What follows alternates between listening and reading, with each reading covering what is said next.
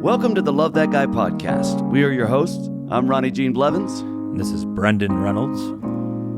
He got third all for billing at the end of each picture. That don't really mean much, he would say with a grin. But he held my hand tight when he poured his name out. Only 4 or 5 names down below Errol Flynn. We are the show that celebrates the journeyman actors, the actors we all know and love, and even though we might not always know their names, we inevitably see them in film and television and think to ourselves, love that guy. Anyone who knows me knows that Sopranos is my favorite show of all time, full stop, as the kids say these days. I don't believe a lot of things to be objective truths. Still, me saying that Sopranos is the greatest show of all time is one of them. So when I walked on to the set of a CBS show, Rush Hour, in 2015, and saw that I'd be acting with a Sopranos superstar, I was moved. Our next guest hails from Queens, New York, and has been working as an actor for over 4 decades. His talent is only matched by his charm and good looks. Welcome to the show, the incomparable Ray Abruzzo. Yeah, awesome. Wow, I knew if you were going to lead with good looks, I would have been trying to hair and makeup here this morning. Looking great this morning. Ray, how you doing, buddy? Thank you so much, man. Oh, it's good to see you again, man. It's been a while. Yeah. I'm doing all right. Yeah. Good. I'm just trying to hold on to the charm and good looks as long as I can. Buddy, I'll tell you what, man. Yeah. I'm curious to know. I want to go back a little bit, but I'm curious to know if there tends to be this like bias, right, in favor of West Coast and East Coast actors, and inside of these two biases, I think that there's a kind of an impression amongst a perspective of the industry that the New York actor works harder, has more grit. Mm-hmm. You know what I mean? Yeah. Do you kind of feel? Do you feel a little bit of that bias being a New York actor living in L.A.? Well, I've been in L.A. a long, long time, and I certainly felt it early on. And there were periods in my career where I thought, oh, maybe I should have stayed in New York longer. I studied in New York, and I did the off Broadway thing in New York, and I did the gritty stuff. But yeah, there is definitely a bias, and I'm not sure it's not unfounded to a certain extent. New York actors are usually trained in some way, and they've probably done theater. Yep. Wherever they've done it, that makes a difference. That's not to say people out here in LA don't do that as well, but you'll run into people out here that just become actors because somebody said, "Oh, you're so pretty, you should be an actor." Right. And all of a sudden, they're an actor. And sometimes they have an innate talent, and they could rise above their lack of training, and they do find their way. That's a possibility. It happens. I'm sure we've all worked with people like that they just ended up on a TV series and end up being pretty good. Mm-hmm. But in general, I mean, there's no substitute for training and finding your way and finding out who you are as an actor and different ways to work. And that happens by doing it in the theater and doing it for no money and just doing it for the love of it. See, that's the key. When you're in New York and you're doing these off-Broadway plays, that maybe were written on a napkin in a bar and you're doing it in some little funky place. Yeah. You know that you're doing it for the love of the acting. Yeah. And for sure. Hopefully that stays with you as you go further in your career and you end up moving out here. You could hang on to that. Yeah. And, and also it's like that, like all the kind of cheap reasons that people get into the business and specifically become an actor, like, or all the reasons that might stem from childhood trauma, like being a middle son or whatever, like that's all fine and dandy, but it won't sustain you, Right. But, Brendan and I were speaking this morning, and it's like, you were in New York, you started, you had this inclination to be an actor, and you're in the 60s and 70s in New York, which is like this fertile ground. Of course, it's like, how could you not be an artist, right? That must have been a wild time.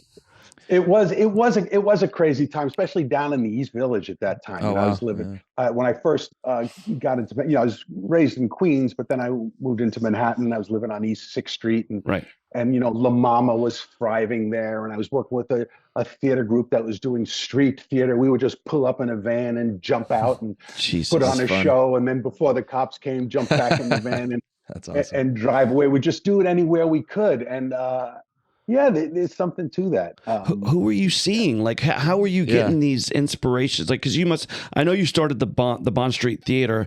You started that at 18? No. I was older. I was out of college. I guess, let's see, I started that. Let me see how old I would have been. Maybe 21. Okay. Mhm. Maybe, 21. But I had a group with Patrick Sharada, who started Bond Street with Joanne Sherman and Namir and Nasir El Kadi. Those were the five of us that started it. And Patrick, I knew from my very first play, my freshman year in high school.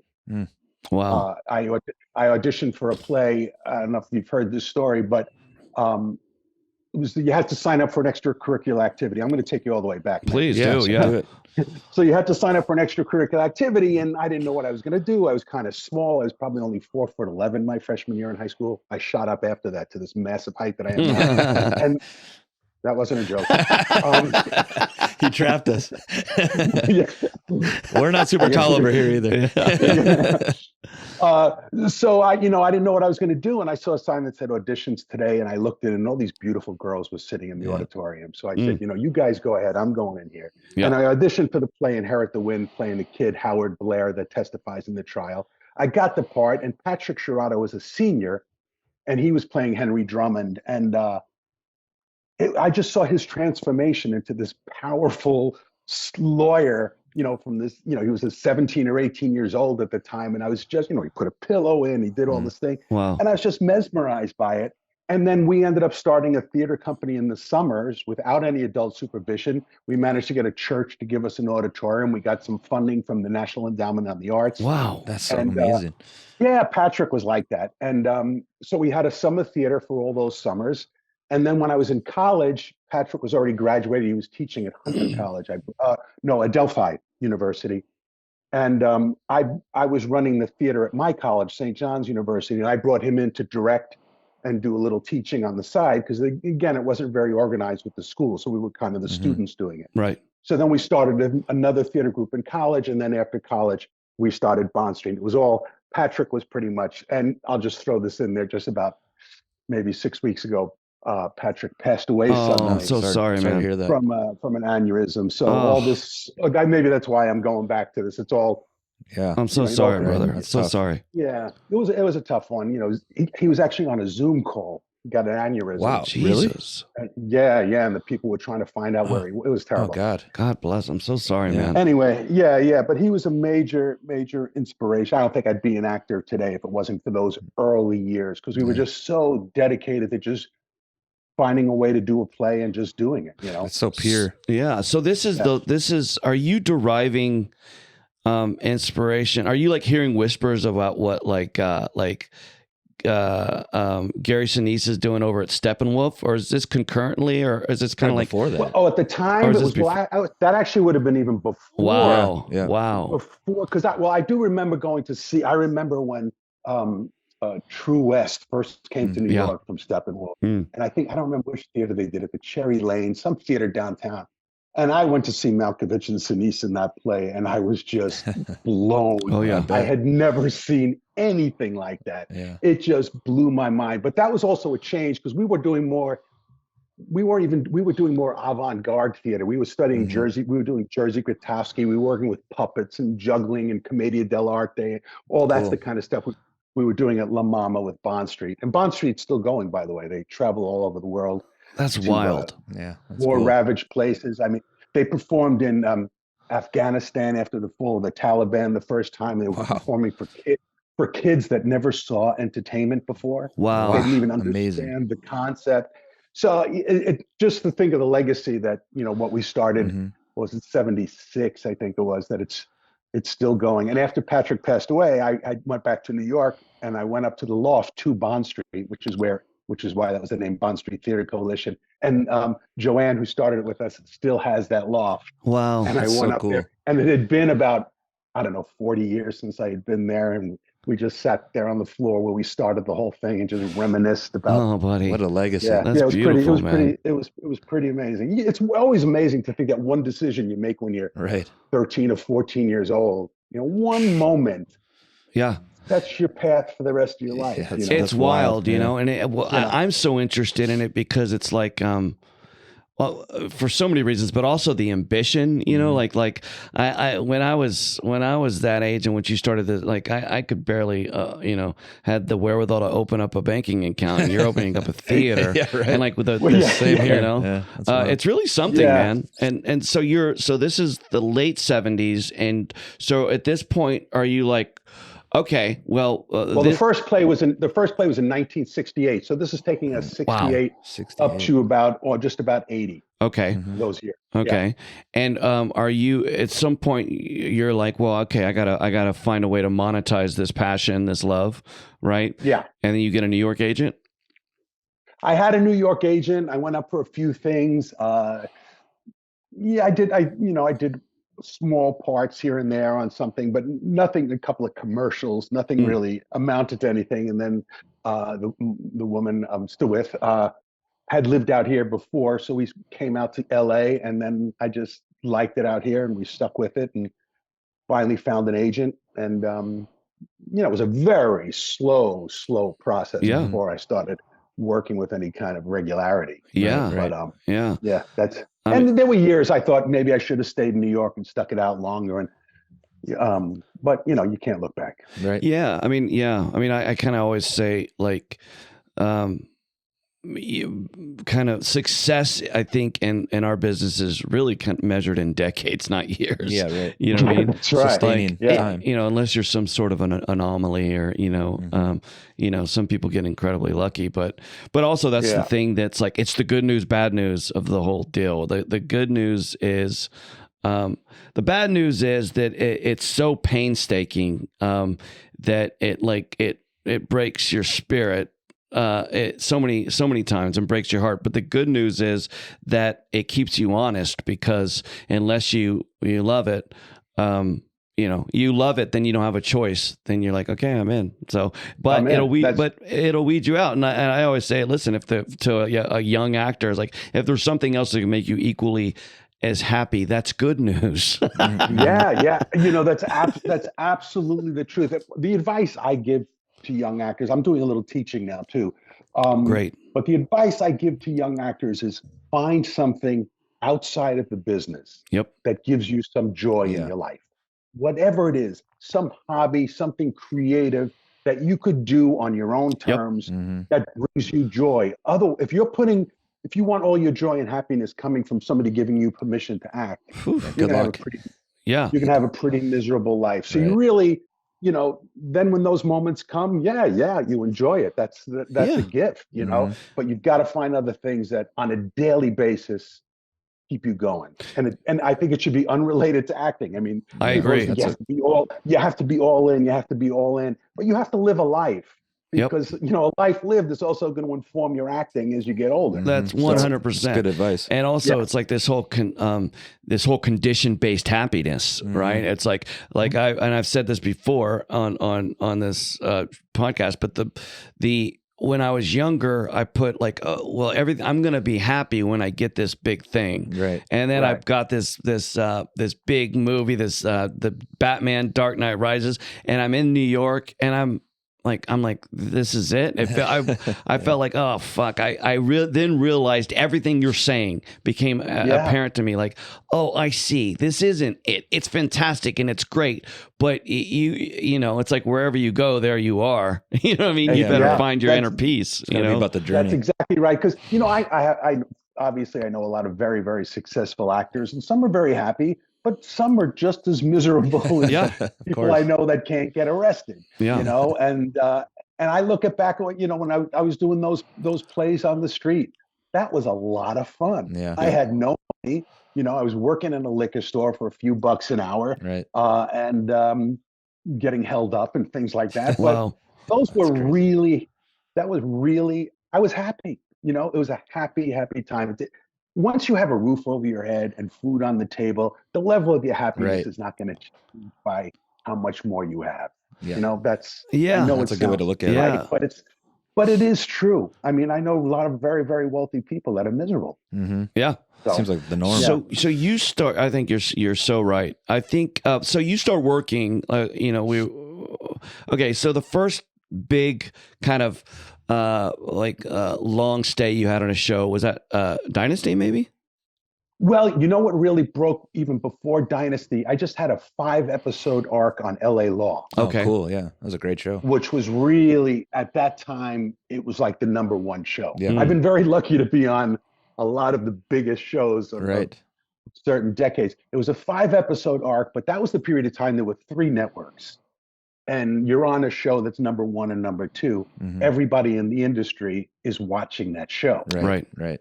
So just from those 5 episodes, all of a sudden people started to kind of know who I was. Mm-hmm. And then I got Dynasty after that. And then from Dynasty, I did Night Court right after that. Mm-hmm. Right. So, Another great show. Yeah. What I got to know what Night Court was like. I mean, that was everyone's favorite hilarious. show Watching at as some a kid. point. Boy, that was first of all, I loved the role. I played an undercover detective that kind of a very, he was like he was like Serpico is what they were. Right. Kind of a grungy, long hair, beard, undercover cop that then falls in love with Christine, Marky Post, who is this very prim and proper. Yeah. And we're complete opposites. And so they it was only supposed to be for an episode or 2, but I did quite a few.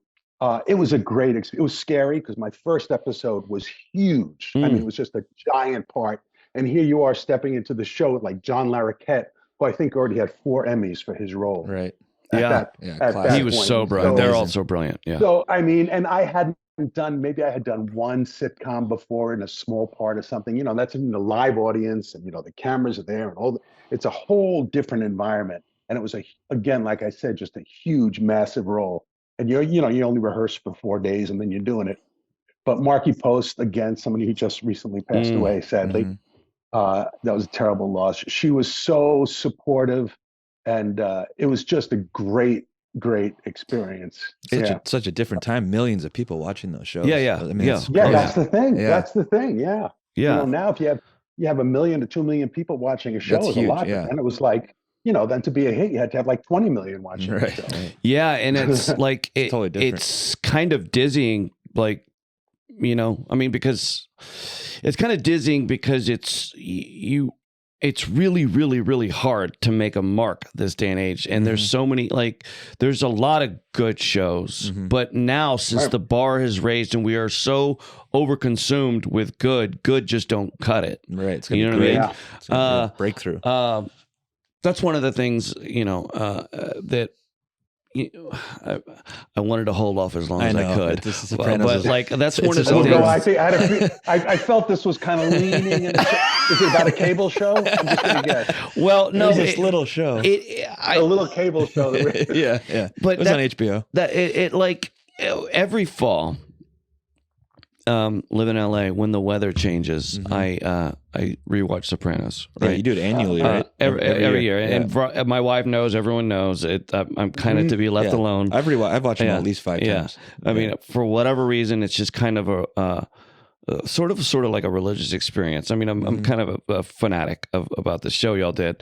But what really blows my mind. So many things. One, I think it was like it really kind of started like it kind of was the invention of like modern day TV, right? Yeah. You wouldn't have had Breaking Bad, Mad Men, Sons of Anarchy, any of those shows had it not been for the breakout of the Sopranos. Yeah, serial premiere. Yeah. And it's hard to quantify what like that is an element of. Also, you obviously you got it's on the shoulders of this giant in James Gandolfini, right? Yeah, totally. I mean, I don't think it happens. It's hard to know if it happens without him, right? It's kind of like everything just has to fall into place, right? Right. Well, you know, I think just like you're saying, I think the stars aligned perfectly. It was the right time. HBO apparently was very supportive of David Chase at that time. Mhm. He had a vision. It was a single person's vision, David Chase, of the story he wanted to tell. And HBO gave him free reign. I mean, every episode was like a little film. Yep. And then you had the massive talent and presence. It wasn't just his talent. He was an incredibly talented actor and a dedicated and a hardworking actor. But he just had this presence that no matter what he was doing, he could be sitting there drinking a cup of coffee and you're going to watch him. Yeah. Because he just had so much gravity. power. Yeah. So all of that played into the success. And then you support him with somebody like Edie Falco. Come on. Yeah. She's incredible. I think, I don't know if you've ever seen her on stage, but no, she's just a powerhouse I've of heard an that. actress. Yeah. Yeah. She's spectacular. And what a pressure cooker coming in the fourth season, right? Yeah. Yeah. They already won a bunch of Emmys. Well, here, it was such a huge show at that time. So I remember when I went on, I was thinking, okay, I've done a lot of television, but this is different. So just soak in every moment. I remember thinking when I was going, I was thinking, I'm going to soak all this in, because I didn't know how, it could have been 2 episodes. I didn't know how long it was going to go. Okay. It was first just 2 episodes. And my first scene was that sit down with Jimmy at the Fountain Blue Hotel in Miami. Oh, yeah, that's great. So plus I got cast off a VHS tape. I had never met anybody. Wow. I had to do a self-tape on VHS and send it in via FedEx by 4:30 in the afternoon. So I had to borrow a camera from somebody. I didn't have a camera. It was a compact VHS camera. Shoot it. I had to wait for somebody to read off camera, shoot it. Then I had to get some wires and transfer it to VHS and then run to the FedEx office to get it there. So when I got cast, I had never met anybody. Wow. Usually you've met the director. So, and then now the first scene is, okay, sit down and have a really big one-on-one scene with James Gandolfini where you're kind of equals. Yeah. So, you held your own. Yeah, that's a great scene. That was the audition scene too. So I'll tell you a funny story. I flew down to the Fountain Blue Hotel. I met him briefly the night before at a club. And then, so now when we're going to shoot, we have to wait till the restaurant closes at the Fountain. So we're not starting shooting like midnight or something, right? So the night before, I'm trying to get to sleep. I wake up in a sweat. I have this nightmare that I said my first line and Jimmy says, "That's not your line." Oh my God. So I don't go back to sleep. rough. So now it's like all the way till midnight. I have not slept. I flew in from LA. I'm just exhausted. I sit down, I deliver my first line, and Jimmy says, "That's not your line." Oh, wow. You had a premonition. They had done a rewrite since my audition. And, because I was out in LA, I just it wasn't much. It was just a tweak here and there. But it was, so he handed me the sides. I'll never forget. He goes, "Well, here it is." And I just said, "Okay, okay." It was basically the same. But some of the cue lines were different. And maybe the opening line was different. And so, so it was really hard but he was so good to work off, man. Yeah.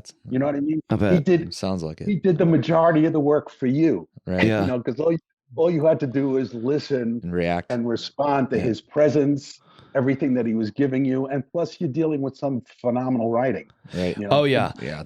We're in the middle of a writer's strike now, but let's face it. Yeah.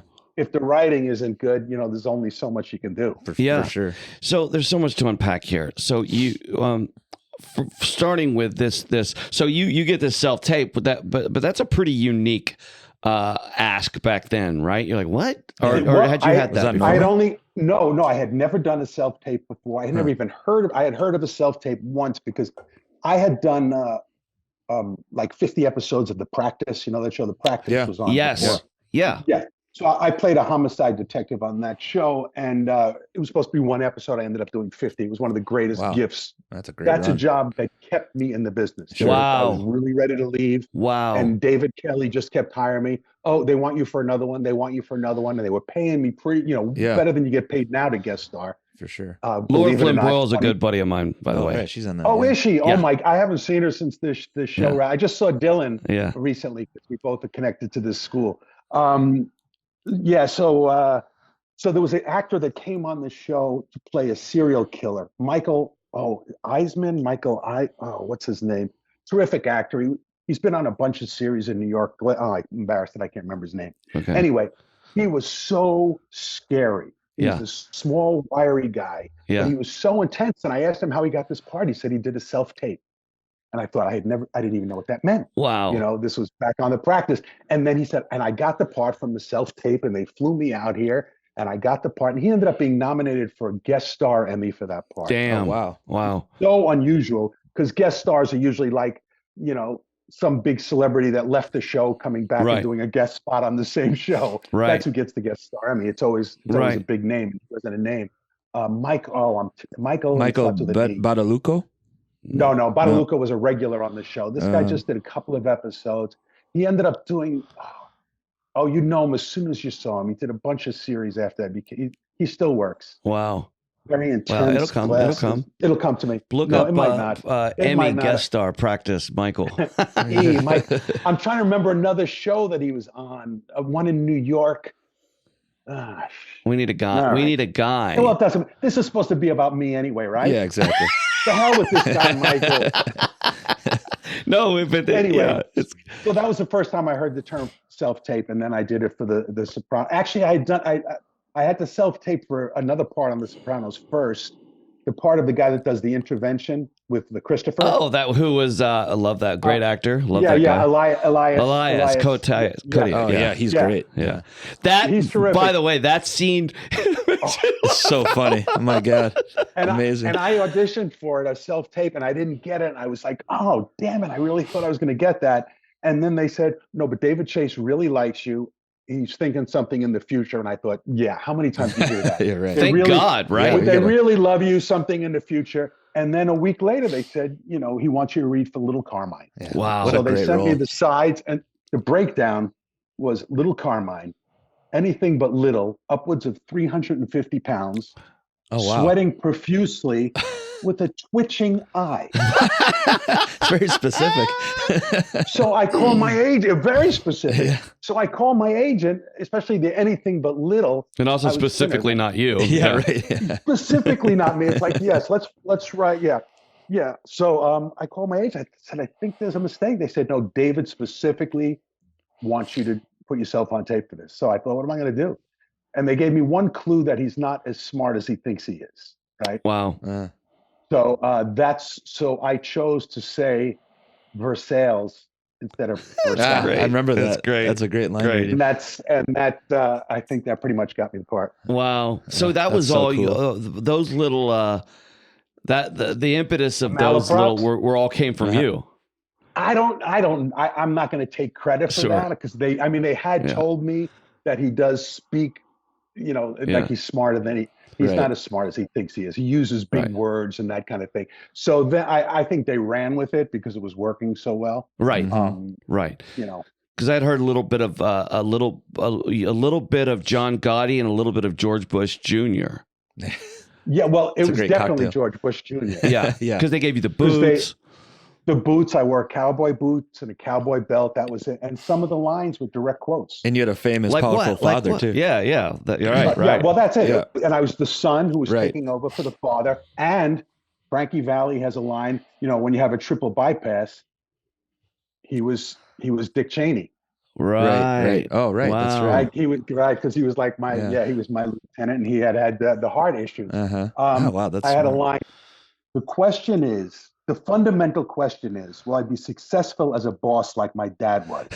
And I will be, even more so. But until I am, it's going to be hard to verify that I think I'll be more effective. So I remember going to the That's set, and I think Terry Winter, of course, wrote that episode. Oh, yeah. And I Master. said, Terry, I'm reading. What is this? I don't know what is this? I don't know what I'm saying. He said, just say the words. Yeah. Okay. So and it turns out the original quote was, the fundamental question is, will I be successful in foreign policy like my dad was? Wow. And I will Ah, be, even more so. But until I am, it's going to be hard to verify that I think I'll be more that's effective. so brilliant. good. Direct- Terry Winter wrote Direct that? quote from George Bush. Yeah. Yeah. I Terry wonder Winter's how many amazing. people And in real. historic. Go ahead. I'm sorry. I wonder how many people in real time get that. Like, oh my God. Very Not Right. a lot. I don't think. hardly any. There was Yeah. one political magazine that did a little. thing. I wish I could find it. It said, "Who said it? Little Carmine or George W. Bush?" Really? Yeah, and they had the quotes side by side, and then you turned it upside down to see A, B, C. So one That's political genius. magazine picked up on it, and because the cowboy boots and the belt, it was so subtle, you never really right. saw it. You kind of saw the shirts and the belt.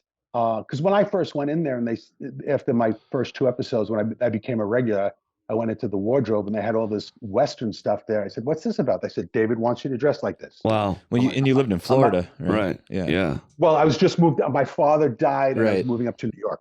That's right. Yeah. I moved up to New York. So, but I was thinking, what is this about? And then it's like, I'm going home that night and I'm thinking, oh, Right. that's what it is. Clicked. It occurred to me. Yeah. But they kept it.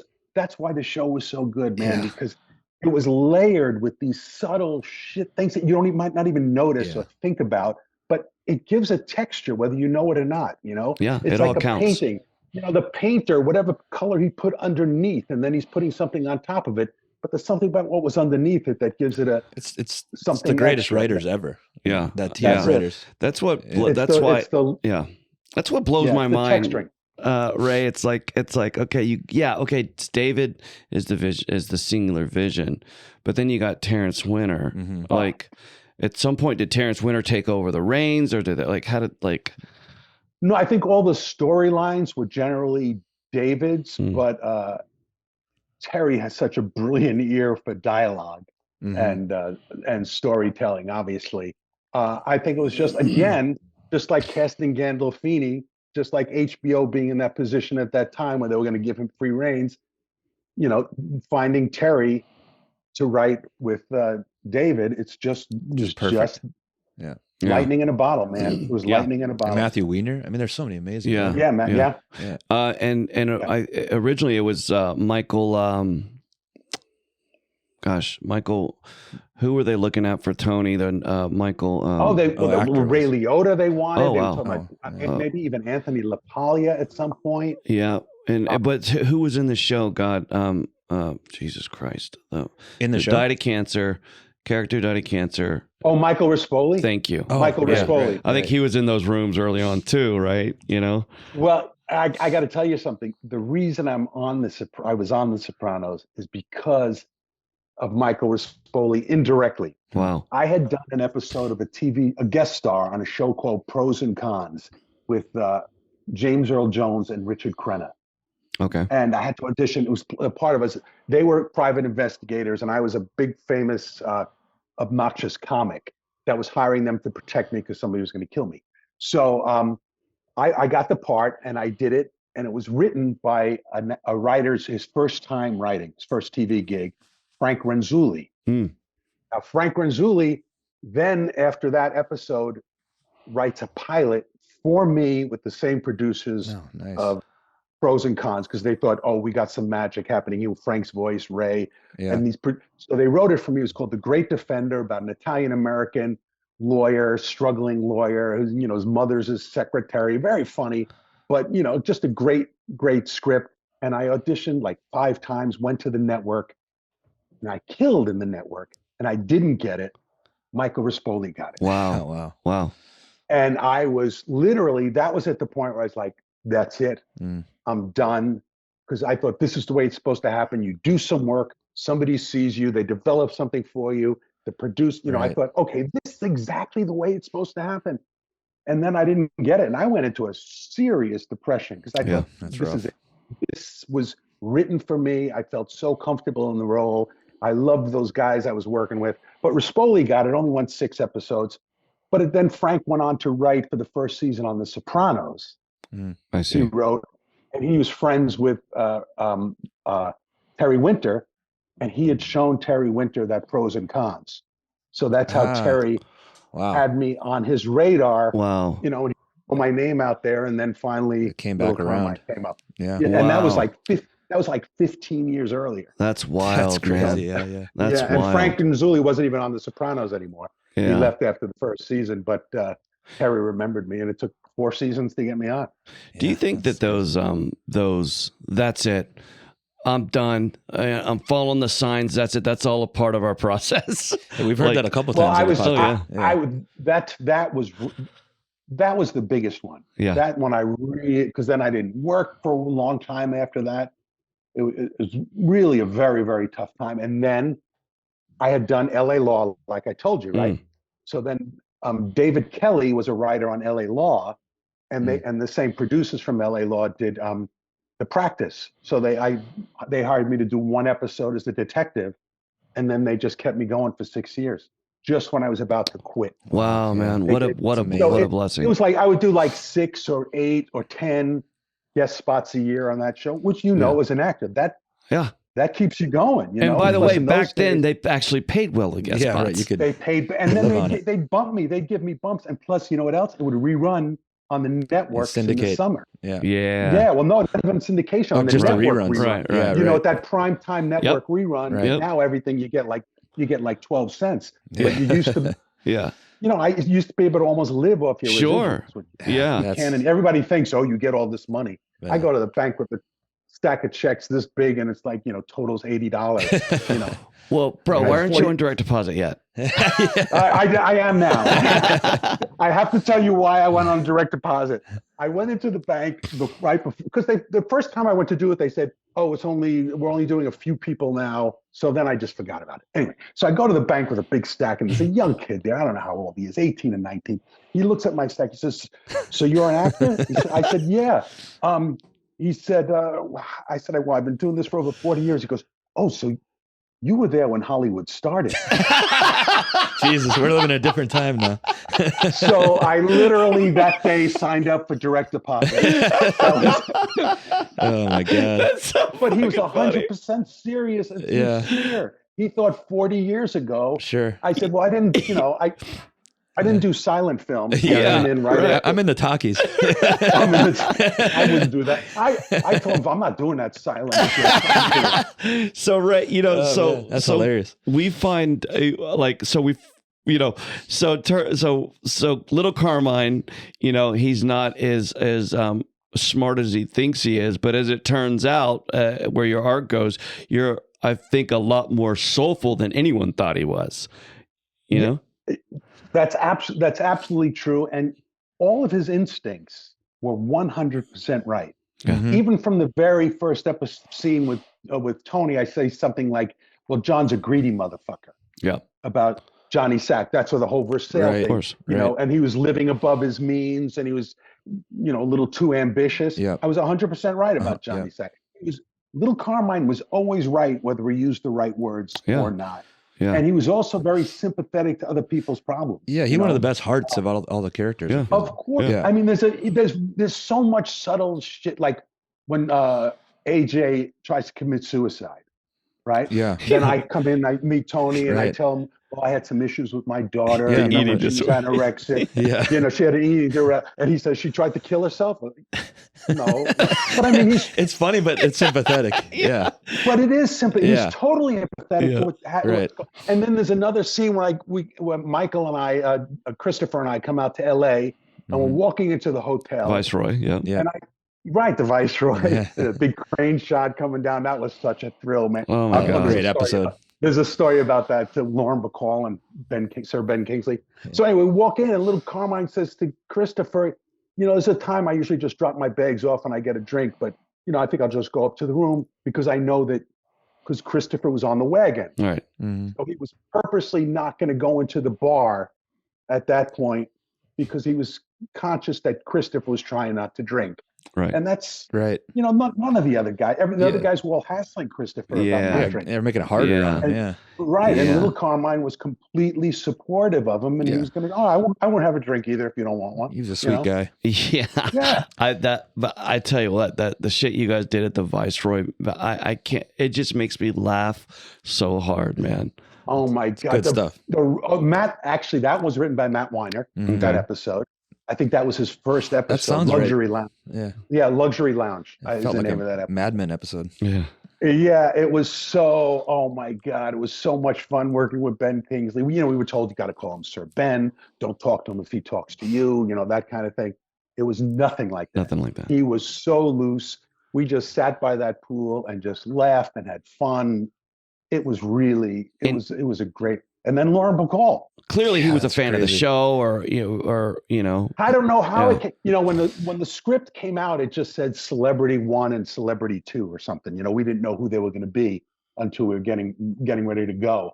And then then wow. we found out it was Sir Ben Kingsley and Lauren Bacall. And I've been a Lauren, I mean, Yeah. to have and to have not. We even talk about it in the scene, Yeah. the haves and the have-nots, as Christopher calls it. Yeah. Oh, dear old Howard Hawks. And she's got that little dog Oh, under her. God, a yeah. little Oh my puppy on- God. Yes. Uh, Iconic. And Yeah. I love. That movie kills me because I remember seeing it when I was young. And I just completely fell in love with her. Mhm. Yeah. She was 19 Oh wow. Yeah. Yeah. when she made that movie. He was 45, and she holds. Originally she was a small character, but they saw her chemistry and they expanded her role and ended up with her at the end. He ends up with her at the Wow. end of the movie, which was he was supposed to end up with the other woman. Right. Right, They had Right. such great chemistry. And then she does a little dance as she walks out. Hoagie Carmichael's playing the piano, and she does this little Yeah. Yeah. samba time dance as she walks. Oh, I remember She was a little legend. kid thinking, Yeah. that is so. And then you think that she was 19. Yeah. So when It's crazy. when these like is any of that, that's all written, yeah, all written. Everything is Okay. written. Yeah. Okay. Yeah, I think the only word I ever added in the entire show, I think it was, "Hey John, how's the weather?" I added, "Hey John boy, how's the weather?" Yeah. I think I added the word "boy." Yeah. Yeah. Because Yeah. and other than that, no, everything.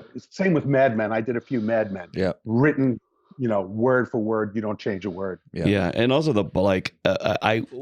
I laugh out loud when Christopher and Murmur. I don't know who that actor is, but he's fantastic. Oh, he's terrific. Yeah. Oh, I'll tell. Yeah, he's fantastic, name is. right?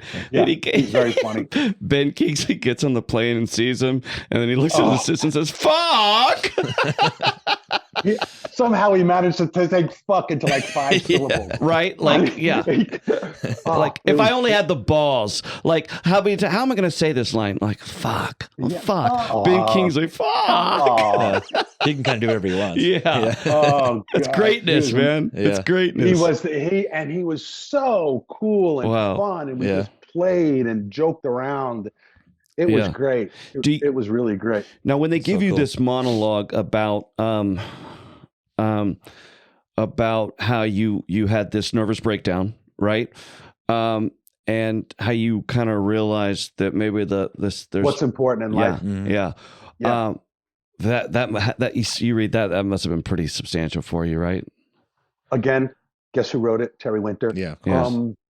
No, I just loved that speech. Mm-hmm. The minute I read it, I just thought, oh, this is beautiful. And there were at the end we took out there was a couple of more malaprops in there that they took out because they thought made it a little too funny. Mm-hmm.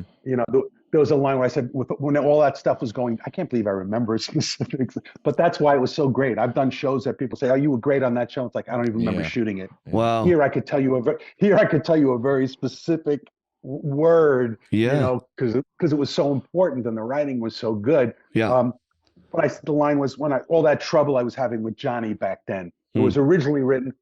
What I said on camera was all that insouciance with Johnny, and I love that word insouciance because it has nothing to do with what I'm saying. Right. But we ended up in ADR, or I said trouble with John, I think, and the camera wasn't on me, but they just thought that's how detailed they were. They just thought that was one too many malaprops in that speech. Yeah. They knew the tone. Because you don't want to Because I had, dilute how much it means. Yeah. The weight. Yeah. I gave my father this gift wrapped in a mellifluous box. So do you greatest. feel when this show, I mean, it's giving you so much, the show's over. Do you feel like it's, show's over, then you're out into the world, right? You're out like, okay, is a lot of your creative identity and the perspective of the industry tied up in Little Carmine, you think? Or was it great? Like, It was not great. Gotcha. My career took a nosedive after that because, like I said, I was on the practice for 6 years playing a detective, and then I was a detective on Night Court. I was a detective on, I played lawyers, and then all of a sudden after The Sopranos, it was like, well, he's got this whole mob thing going on. Right. Typecast. And then if they want a mobster, they could get, so many guys that look like Jimmy. They could get, Vinny, they could get those guys. Yeah. There was so many at that point. And I really didn't want to play mobsters on lesser written shows. Right. You know what I mean? Yeah. That was part, sense. it just, so I tried to stick it out. As a matter of fact, I was at the gym once and somebody said, "How you doing?" And I was really, again, going down a little depression, not as bad as the one before The Sopranos, before the practice, but I was like, wow, I really thought this was going to I was going to take off after that, but it was really a double-edged sword. People knew who I was more, but they thought they knew who I was. They thought I was that guy. Right. So it was really, it took a long time to kind of break back out of that. But I was at the gym once and somebody said, "Hey, Ray, how you doing?" I was in the shower. I said, "Oh, I'm suffering from PSSS." And they said, "What's that?" I said, "Post-Sopranos stress syndrome." You probably weren't the only one either. Yeah. And I heard like 5 people in the locker room laugh, and I thought, okay, I'm on to something. So I started writing a piece about that because my neck, I had body aches. I was just going through all this kind of physical manifestation of, wow, I was here, I'm flying first class, the limos are picking me up, I'm doing the red carpets, and now it's, it was just, it just ended. And not to mention the work was so good. It's probably hard to find work like that. That's right. That's a great point. Inspiration. Well, nothing else would compare. What am I going to, play a mobster on Walker, Texas Ranger or something? Yeah, no way. Yeah. Well, it's 2 things. One, it's like the industry is, I mean, they don't, these guys don't have a lot of imagination. So like you'll do something as great as you did. And then they'll offer you, it's all derivative of your past work, but not on shows that are as good.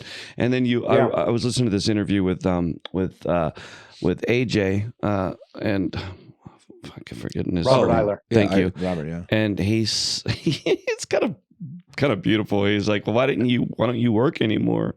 And he's like, "Well, I played for the Yankees." Yeah. I'm out. Yeah, what am I going to do? Yeah. So that's crazy because it ups your profile. You think, what's next? Will I roll into a series? Will I roll into a cool movies? And it doesn't quite work like that. And that's the pardon my language, is the fucked up nature of our business because.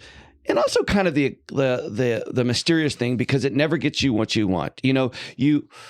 No, that's what we were saying before. Yeah. And it's what little Carmine says. Yeah. It's not about being boss. It's about being happy. Yeah. That's what I was saying before. You got to find these things in your life that give you the joy outside of the business. For sure. I had a little money. I wasn't making Gandolfini or Edie Falco money. Yeah. And I was only doing 7 episodes, and they take a year and a half in between. So it wasn't like I was sitting pretty, but everybody thinks, yeah, sure. Oh, he's set for life. He was on The Sopranos for 4 seasons, But what really took me out, I was really, again, going into a little bit of a funk. It's like, well, what now, man? I was just on the greatest show in the history of television. I can't get arrested or just do the same kind of thing. And then I ended up doing a play at the Pasadena Playhouse. I had auditioned for this play called Mauritius. And I hadn't done theater, especially in a big theater, in many, many years.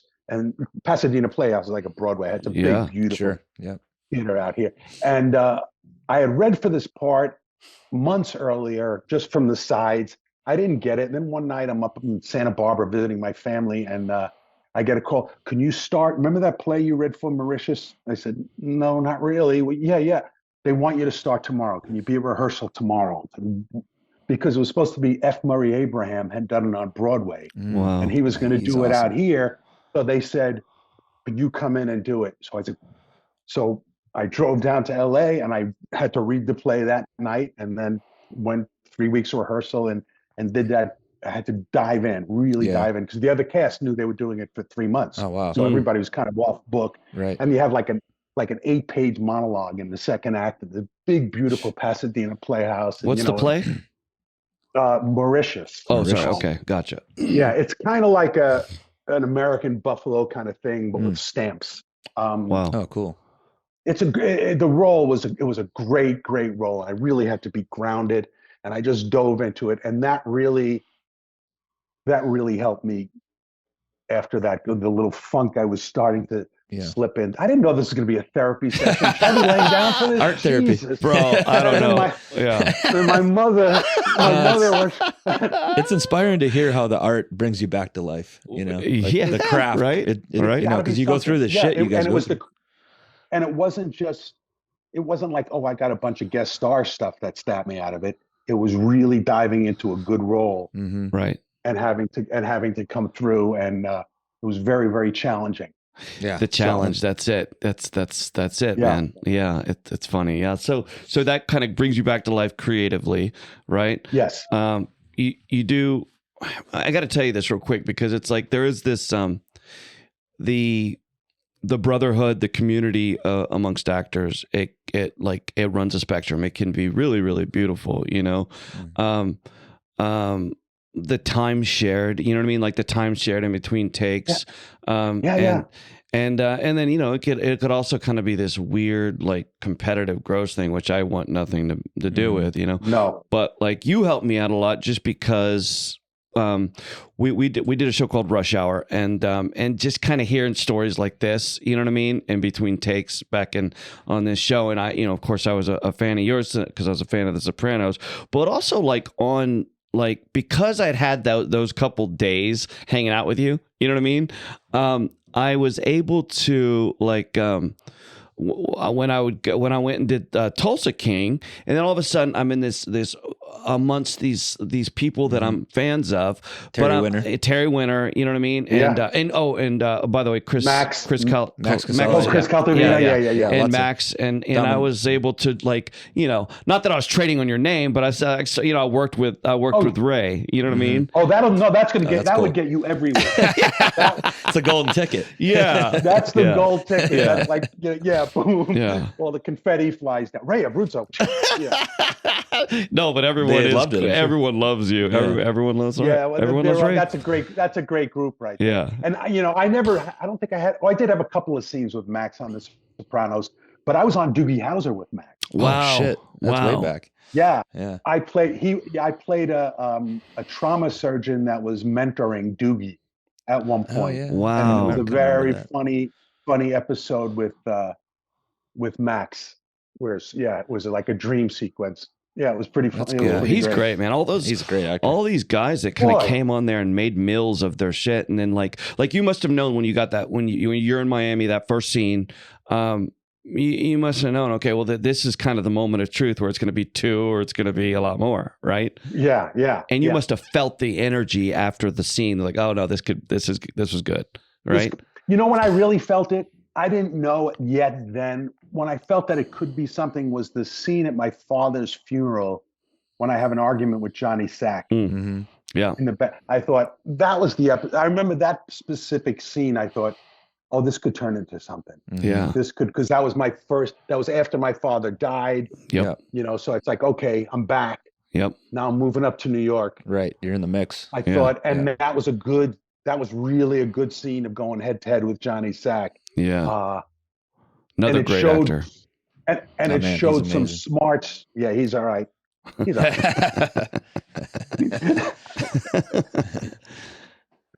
Vince and I have a very funny relationship. We still talk on the phone all the time. Nice. We have a very interesting relationship. We kind of come from different places politically. Right. Yeah. So, but little Carmine notices the Opus Dei rosary beads. Yeah. Uh-huh. You know, I don't know. Yeah. So it showed that little Carmine was really smarter and more astute than we gave him credit for. Yeah. Yeah. So he really saw what all of that meant, how Johnny and his wife were manipulating my father towards the end there. There was a lot going on. Mm-hmm. And that was the specific episode where I thought, oh, this could turn into something. Yeah. Is there anything you glean from working from Jim, or really anyone, that sticks out? Like, because you worked with some incredible people. Is there anything you glean that you've over the years? It's like, oh, I'm stealing that, and that's going to be a part of my process. that you can Be think prepared. of? Yeah. Mhm. Be prepared. Yeah. Know your fucking lines. Yeah. Yeah. You know what I mean? Be prepared. Do your homework. Be ready. Just be ready. Because, Mhm. you know, that's the only way something's going to happen. You know, I mean, look at the pressure that was on Jimmy. He was in all those scenes. Yep. So much dialogue. Day after Yeah. day, you know, 16-hour days and, you know, everything else that went with it, the pressure, you know, and Edie is another one. Although I never had any scenes with Edie, she's just a pure professional. I had just done a movie with recently. I don't even, you know, I say recently now. Right. It's 3 years ago. I think it was last week Right. because the pandemic. It just I don't Yeah. even know what happened. But I'd done a Screwed movie everything with. I played Allison Janney's husband in a movie. Oh, wow. She's awesome. What was it? Called Bad Education. Hugh Jackman, Allison Janney. Oh, my God. Oh yeah. Yeah. I remember that. Ray Romano, and that other Ray guy. Oh, me. Yeah. So, what was that like? so, you know, it wasn't a big part, but she was unbelievable. She had just won an Oscar for I, Tonya. Yep. Oh yeah. And she was, first of all, as relaxed as possibly can be. I never saw her pick up the sides at all, ever look at the sides before a scene. She came in, she knew what she was going to do. Yep. She was relaxed. She was open, never went back to her trailer. We would all just lay around on the couch or the bed, whatever scene we were doing, and just wait for the scene to be set up. You know, it was just, That's cool. you know, the greats are great. Mhm. You know, the greats, you know, Ben Kingsley was like that. You know, I've worked with like James Earl Jones, Dick Van Dyke. You know, these names pop legends. You know that you'd known. Is Dick? I think Dick is Jimmy, from Queens too. No, maybe not. I'm not sure. Is he? I don't know. I don't know. I was googling actors from Queens. Anyway, are you a repetition guy, Ray? I did go to the neighborhood Playhouse. Okay. Is that what you mean? Well, yeah. Like, do you run the lines over and over? Oh no, I do love to. Yes, Yeah. especially if I'm doing a play. If I'm doing I try to do a play a year. Yeah. If I can still. And if I'm doing a play, I just did a play at the Geffen. I want to know my lines, or I could do the entire play. Yes. What they call it's called an Italian run, when you just say the lines Yeah. without any punctuation or anything. It's like one long word. Wow. And that's another thing I try to tell, especially in television or film. It's a little different because you could take those moments and, you know, they can cut and all that shit. But in the film, you want to get that muscle memory, because once you've said it a million times, your mouth knows where to go already. Yeah. Yeah. You know, it takes a certain pressure off you, because it's going to come. It's going to come. It's in your body. It's muscle memory is what I call it. You know, it's like a batter, a Major League Baseball hitter isn't thinking about everything that he's going to do. It's all, he just knows it. He just knows it.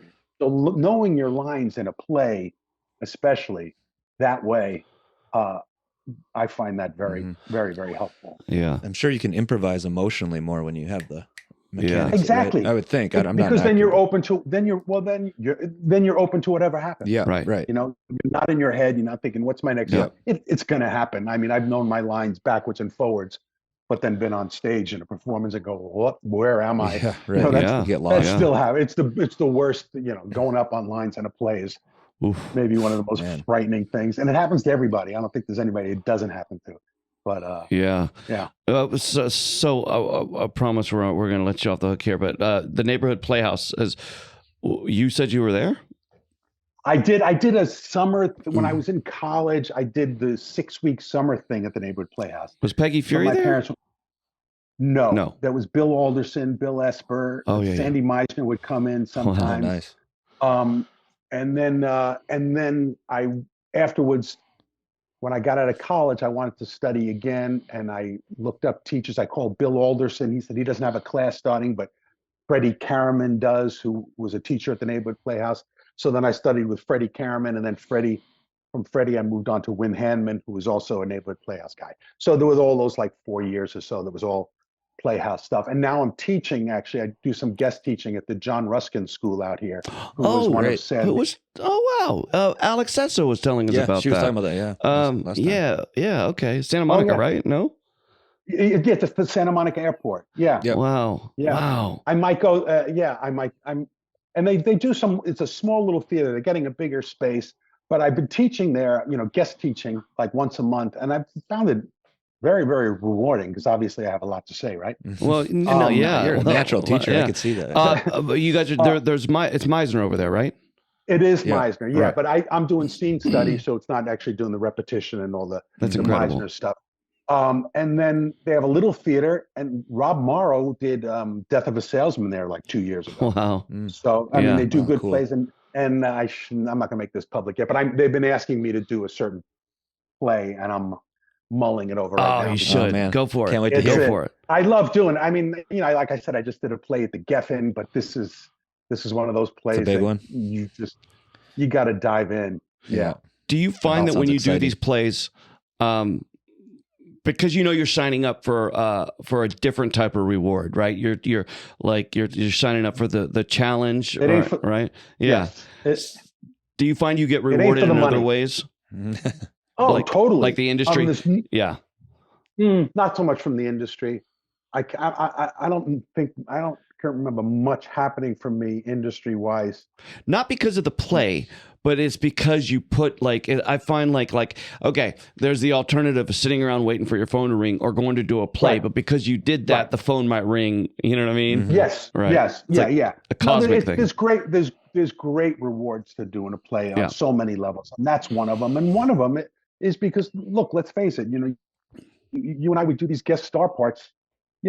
They're not really that challenging. Mm-mm. You know what I mean? Yeah. The writing's really not that great, or you're just serving a purpose. You're a prop. You're going to be this one-dimensional, and they want you to be this one-dimensional thing. They don't want you. They don't want you to bring much more to it than that because you want the star to shine. Right. So, and God forbid you take a pause.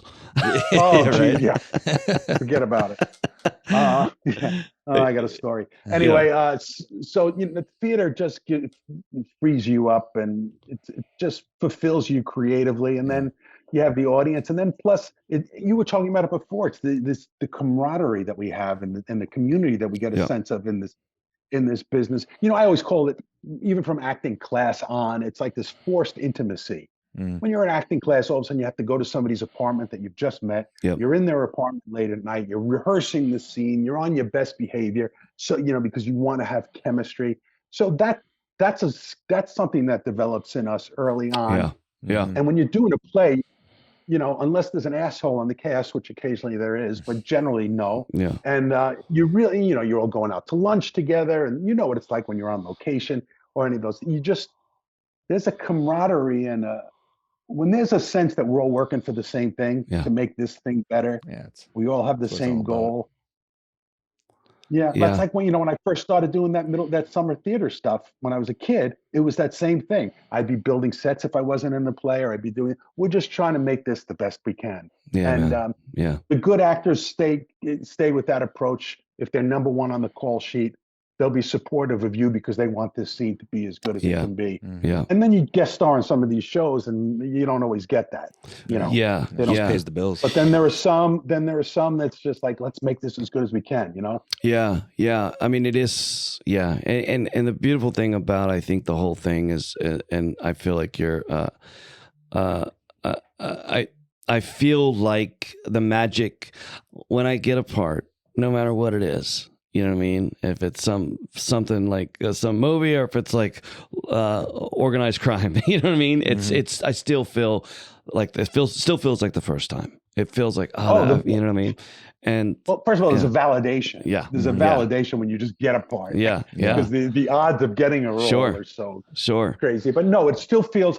Yeah, somebody says it and say to me, "How do you have someone you feel like you're still young?" Because I don't feel any different. You're exactly right. That's great. As when I first got my first job. If I get no matter what the job is, once I'm on the set, I'm doing the exact same work as I would do on The Sopranos, or in a Scorsese film, or some low budget film that I'm doing as a favor for somebody's son.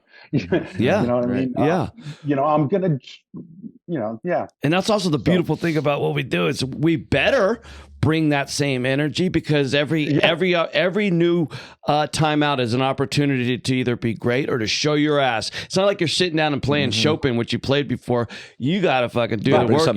You're gonna expose yourself as like being bad this time out. Because if you're bad, especially now with the internet and everything, that's the clip that'll That's all anybody run sees. for Yeah. on a loop. Well, brother, Yeah. I'm so grateful for you. You've allowed us to kind of indulge in one of these. We're just fans. The reason we started this show is to have conversations like this with guys that we just love. Like, you know what I mean? It's that feel. We started this show because like we were talking and we would literally say like, oh yeah, dude, I love that guy. Yeah, you know what I mean? I love that guy. So we don't. You know, there's. So you're saying? What you're saying is you ran out of guys? No, we're still early here. No. I've been trying to get you for a while. Today's episode is guys that we, Yeah. guys that We're gonna change this week. It's gonna say, comma, he'll do. I had a friend that said, well, and Ray Romano's always been like I think he's become a terrific actor. Yep. My friend thought that I should have a show called Everybody's Indifferent About Raymond.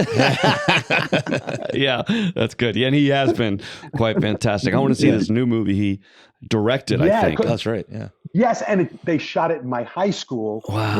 Really? Wow. And I can't believe I'm not in it. It's about somewhere in Queens or something in Queens, and it's like he knows I'm from Queens. Ray knows I'm from Queens. Yeah. But he's become quite an actor. So good. The work he's done with Scorsese. Early on, I kind of wrote him off, I thought he was very funny on his show, and I thought his stand-up was funny. But boy, I think he's become a terrific actor. He's a lovely guy too. Something very honest, earnest, right? Yes, right. yeah. The work that he did with Scorsese on the show with Max. Max on Vinyl? Yeah, Vinyl. It's Yeah, really, yeah. really That's good. right. Yeah, Yeah. he was terrific on Vinyl, and he was terrific on what was the show they made from the movie? Oh, jeez, boy, see what's happening? Show he made from the movie. From a movie. Oh, not a Coen Brothers movie. Oh, Was it recent? Yeah, because all that's good. Gene Hackman was in the original movie. Oh shit, I don't know. Get Shorty. Oh, that's right. Oh yeah. There was a short-lived series called Get Shorty. Good, quite good. And he plays the producer guy. Yep. And he's terrific. Right. So good. He's really good. It was on some weird network like Epic. Epic, Yeah, that's right. Yeah. And it didn't take off, but I thought he was so good in it. Yeah, that was a really solid show. Mm-hmm. And I think it did last like 3 seasons, but did it? But nobody. It was on I mean, network. Epic. They're doing these good shows. I think they got another one coming out. They did one with Nick Nolte. It kind of speaks to what we were talking about earlier. It's like because we're so overconsumed with good stuff. Yeah. You better Saturated. be Sopranos. You better be Breaking Bad. Otherwise. Who cares? Yeah. But even if you are, there's just so much content out there. It's so watered down. People tell me, "Oh, do you watch this?" I say, "No." They say, "Well, it's in its 6th season." I'm like, how would you know? 6th season? I've never even heard of it. Yeah. I'll find some friend of mine buying a house. It's like, "How are you doing that?" "Well, I've been on this show for 6. I've never heard of it." Right. And you're buying a house. Well. crazy. Let's close with this. Objectively speaking, I have to ask you. Everything being equal, everything being the same. If Sopranos comes out with same cast, James Gandolfini, today in today's landscape, is it received the same? I know what I think. Boy, I don't. It might not be. I don't know if it would get the audience. Well, although it had to fight for an audience, I don't know. There was something about the Sunday night by appointment watching. Everybody watched by appointment. I think binging. I do binge shows, but sometimes I'll watch a whole season and then it's like, all right, you forget about it. Just spend 2 days and you forget about it, and then it's like I started something else and I don't want to go back. But the anticipation, talking about it the week between. Yep. Everybody, the water cooler show. Right. I mean, you watch the news on any Monday morning, and some newscaster is going to make a reference to what happened on The Sopranos the night before. Yeah. Always. Yeah, of course. Well, like Succession today. Yeah, Succession. But like Succession, you wait every week. Yeah. So But I think there's something. I think there's something to that. But it was the first one. That's the thing. Yeah. It was the first one. It like was that. first. Yeah. It was first. It was so. I mean, it's a cliche to say groundbreaking, but it was. It was. groundbreaking. Yeah. I think it doesn't miss a beat. I think it comes out today. It has the exact same.